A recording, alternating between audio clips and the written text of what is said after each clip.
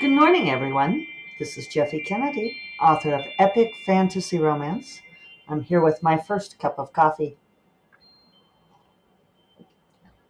Ah, delightful. Today is, say it with me, people, it is Friday! Woo-hoo! January 5th, 1/5/24. Hope that the first week of the new year has been good for you. It feels like it's been a slow week to me. I mean, I think I heard a lot of people took this week off too. That since they had like Monday and Tuesday off, they went ahead and just took the rest of the week off. So maybe next week things will really kick in. Feels like things haven't really kicked in yet to me. Uh, One thing before I forget, I want to say right up front, remind you all that you can attend SIFWA's HEA Quest if you are at all interested in writing science fiction or fantasy romance. Check that out. I should put it in the show notes. I'll remember to do that this time. Okay, we'll put that link in the show notes. You should be able to find it on like my social media and so forth too. But should be just a really fun event. Be on January 20th, starting at 9 a.m. Pacific time, going until about 1 p.m. We'll include some time to chat with other authors. I plan to attend the whole thing. Should be great fun. So join us there. There's going to be some really great speakers. I'm looking forward to it personally. Let's see. So what's going on? I've spent this week writing the Amethyst Run. I had to pause because my mother texted me. Yes, Mom, I am doing my podcast. So yeah, I've been working on Amethyst Run, which is always interesting when you pick up a book that you haven't touched in a really long time. I haven't touched it since May 1st. That was the last time I did like my final tweaks for Agent Sarah before we went out on submission with it. So for those of you who may be just catching up on this, the Amethyst Run is a book that I wrote 106, 104 pages of, and we went out on submission with it in May and got a lot of excited responses to it. Um, Very few, I think there were a couple of like rejections, which I mean, you're just always going to get those. That's just par for the course. But there were several very excited responses, but they wanted the whole manuscript. And so this is a thing. If you've been listening for a while, you know this, but if you're just tuning in, um, traditional publishing going on submission, they are just taking very, very little on spec these days. They want the full manuscript of the first book. If you're going to sell multiple books, that's going to be up to them. People ask all the time, should they try to sell series or standalone? And basically, the way the market is today, my advice would be write the full first book, and then you can discuss later whether it is series potential. That's generally the code phrase, as you say, a standalone book with series potential, because if they want more, you can give them more. On my Tor deal, which is a 2-book deal, my first book is very much a standalone-ish type deal, type book. I suppose that's not very convincing if I have to add the ish on there, but really, you could stop there. And the second book, I think my mom is still texting me. Hold on. Okay. Um, but it's interesting because for the second book, my editor wants something that's in the same world, but not necessarily a direct sequel, because she says what happens if you write a sequel is that it ties the success of book 2 to book 1, which I think we all know, but it's very interesting, right? That working with a traditional publisher, writing a second book that is in the world but not a direct sequel gives them an opportunity to market it fresh if for some reason the first book doesn't perform the way they'd like to. So, um, but it was amazing how that book sold. And I do think it's it was a gripping book. I do think that that was part of it, but I think it's also because it was the full manuscript. So, with Amethyst Run, what Agent Sarah and I decided that I would do is I will go ahead and write the rest of this book and then see if we could sell it. And then if we can't, I'll self publish it, because that is my own personal rule now, is that I'm not going to write any books to submit to Trad, especially with this having to write the full manuscript thing, unless it's something that I want to self publish. I have something else that I had written for submission to traditional publishing that was a little bit of a genre departure for me. It was an idea I'd had for a long time, and Agent Sarah's kind of talked me into writing it, uh, which I wouldn't have done if I hadn't, had the idea and liked it. But that was a partial, and we did not sell it. And it's enough of a genre departure that I don't know. Maybe I'll circle back to it someday. Maybe not. So, yeah, it's interesting digging back into Amethyst Run. And I mentioned on my Discord group, because I do try to share my in process stuff with them. One thing about being where I'm at in my career, which is a funny thing for me to say, I don't know if I could say that with a straight face, though I feel like men could, so I should be able to do this, right?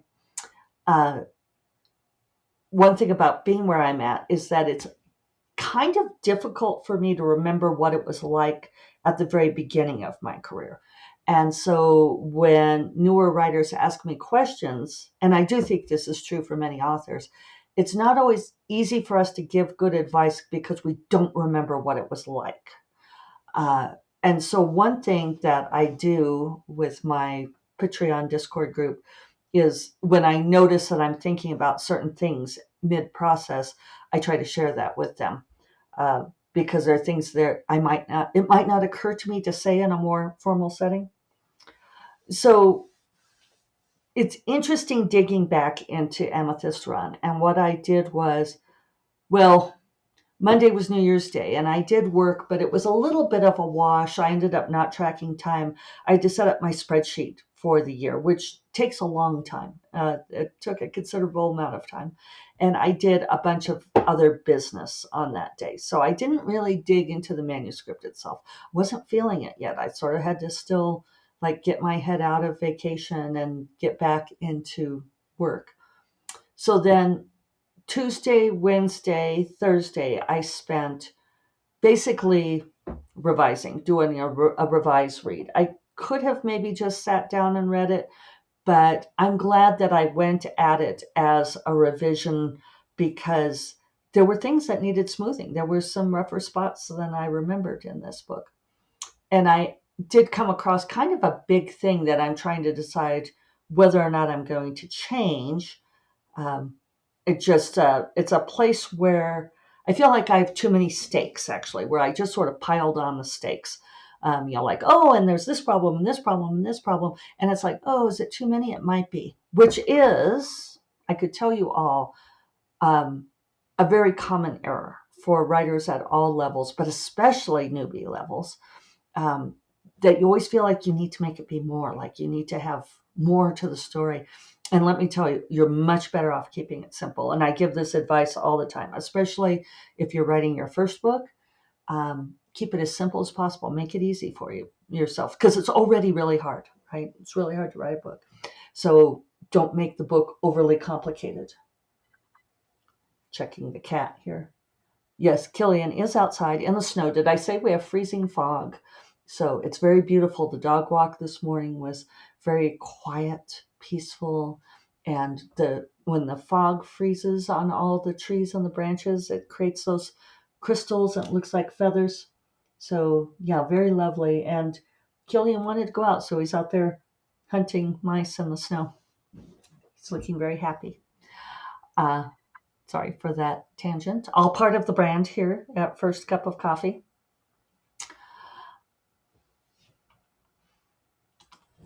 I had to pause to regain my train of thought. Keeping it simple. So what I'm going to do, and this is a piece of advice that I find I give all the time too, is I'm going to finish writing the book because once you've written the whole book, even if you are the pre-plottiest of pre-plotters and you have an incredibly detailed outline that you stick to all the way through, which is not me, when you get to the end of the book, you will discover that there are things that have changed as you told the story, as you discovered more about the story, that will affect the beginning. And I feel like this is something that newbie writers struggle with a whole lot, because they keep going over and over again the first few chapters or the first 25% or the first half, but they keep going over the beginning over and over again, trying to get it right. And one of the things is that you cannot get the beginning right until you've written the end. So even when I was revising Onira, which was the book that fell on me from out of the sky, and was, I don't know if I would say it was a joy to write, but it flowed out of me. And it was something that I did not plan to write, but demanded to be written. And this is a salient point because it's part of my compare and contrast that I will eventually get to. But when I went back to revise that, there were all sorts of things I needed to shore up in the first part of the book that I just didn't know when I wrote that first part of the book. And at one point, I actually exclaimed out loud, "Jeffy, you fucking pantser," which, and longtime listeners will know, I do not like the term pantser. But there was like this piece in there that was, oh, I don't know. It was kind of like a red herring, a blind alley. I don't even remember exactly what it was, but it like had nothing to do with how the story actually turned out. And I was a little aggravated with myself because but it's part of my process. You can own your process and still be aggravated by it. There's a bit of wisdom for you. I do it all the time. So, it's interesting because the most recent books I've written were Onira, demanded to be written, which is a very different kind of process. I tried not to write it and had to. And then I recently finished Twisted Magic, which was completing a trilogy in the Renegades of Magic series. And then it's kind of the sixth book in the whole Bonds of Magic series. And I just love seeing some of the reviews on that with people loving how that overall arc is building, because I'm having a lot of fun with that too.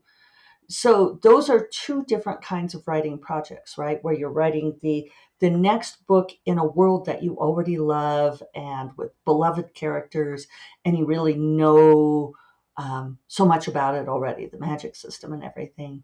Then there's the book that fell on me from out of the sky and demanded to be written. And now I'm back to Amethyst Run, which is, and I've sort of been searching for the words to use on it. I don't want to say calculated, but it is a bit more planned than what I normally do.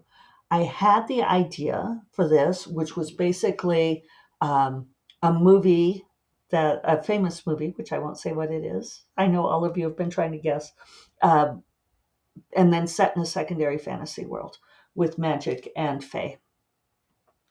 Oh, Killian's hung up. Be right back. He's a real Maine Coon cat. He's got the tufts of fur between his toes, and so he can really snowshoe out there, having a fabulous time. So, the idea for Amethyst Run, normally my ideas come from situation, from character and situation. So I'll have an idea like, Dark Wizard, okay, the first book in Bonds of Magic. I had the image of a woman in a tower and the betrothal trials, for those of you who've read the book. And from there, I built it out. Like, what kind of world did she live in? What kind of society that she was in this situation?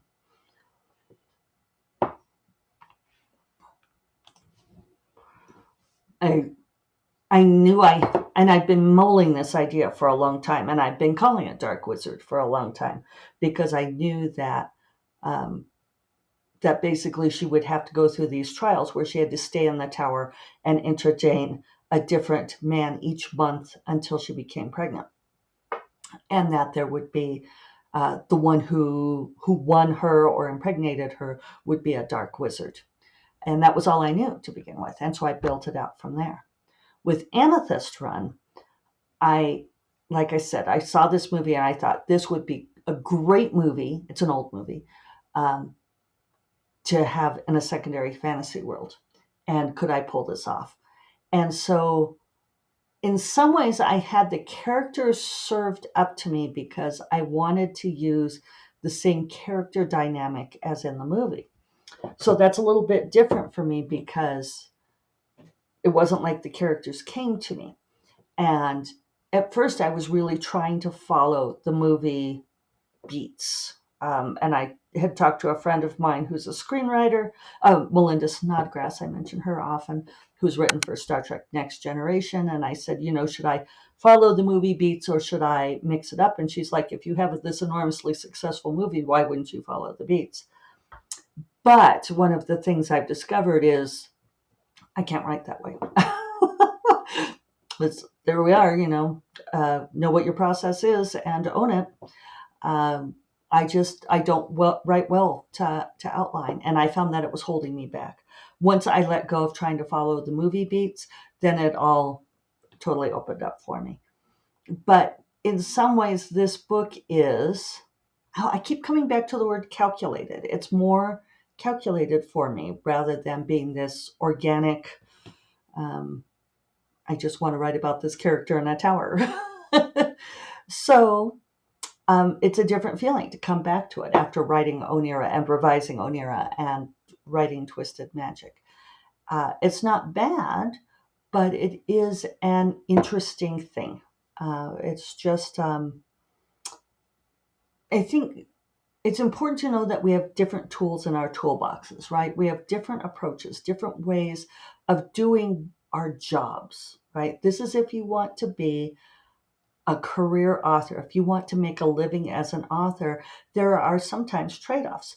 And there will be people who get very upset at even the whisper of such a thing, right? Because they will say, I will never let anyone tell me what I should write.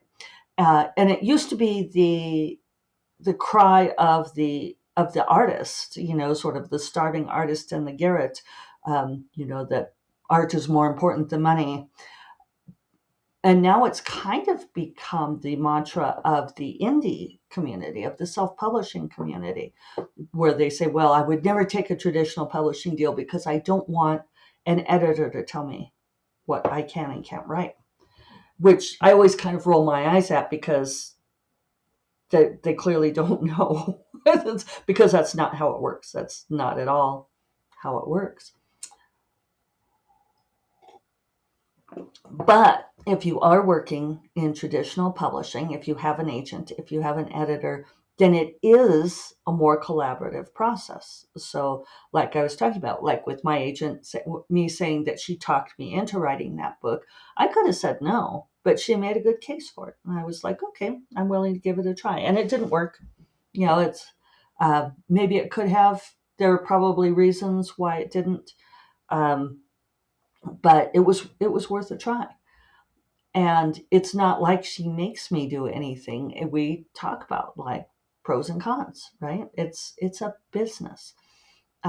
So, if I were always only writing when books fell on me from out of the sky, I would not write that many books.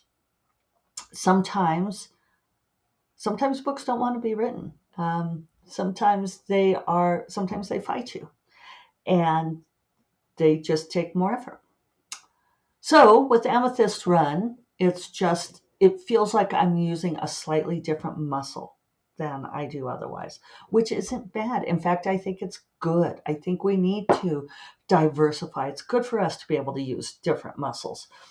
It's good so that when somebody calls you up one day and says, would you like to write the novelization of this movie that you've talked about online as being your favorite movie of all time, you want to be able to say yes. Right? So, especially if you're trying to make a living. right? If you don't have a spousal subsidy or a trust fund. Yeah.